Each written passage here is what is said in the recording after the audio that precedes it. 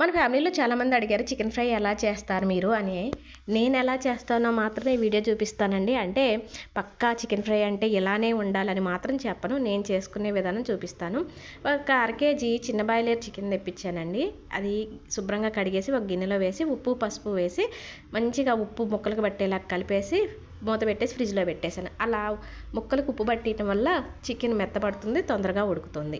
ఇంకా అర్ధగంట తర్వాత స్టవ్ వెలిగించి కళాయో లేదా గిన్నె పెట్టేసుకొని ఆయిల్ వేసి ఆయిల్ వేడెక్కిన తర్వాత 4 పచ్చిమిర్చి పొడవుగా కోసాను, ఒక ఉల్లి ముక్క సన్నగా తరిగేసాను. పచ్చిమిర్చి ముక్కలు ఉల్లి ముక్కలు వేసేసి ఉల్లి ముక్కలు వేగిన తర్వాత ఫ్రిడ్జ్లోంచి తీసిన చికెన్ వేసేసాను, మూత పెట్టేశాను. ఇక ఎప్పుడూ చెప్తూనే ఉంటాను, ఉప్పు కలవటం వల్ల మూత పెడితే మనం తాలింపు చేసిన తర్వాత మూత పెడితే చక్కగా నీరు వస్తుంది. ఆ నీరుతోనే ఈ చికెన్ ముక్కలు ఉడికిపోతాయి. అంటే నీరు పూర్తిగా ఇనికిపోయి నూనె తేలేంత వరకు కూడా మూత పెట్టి అలానే ఉంచాలి.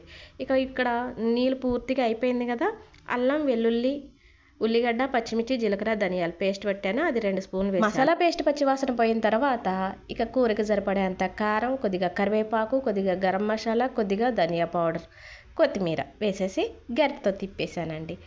ఎంతో కమ్మగా ఉండే చికెన్ ఫ్రై రెడీ. నేను చెప్పడం నిమిషంలో పట్టింది కానీ చేయటం కొంచెం టైం పట్టిద్ది అనుకోండి. మరి కమ్మగా తినాలంటే ఆ మాత్రం టైం కేటాయించాలి కదా. వీడియో నచ్చితే లైక్ కొట్టండి.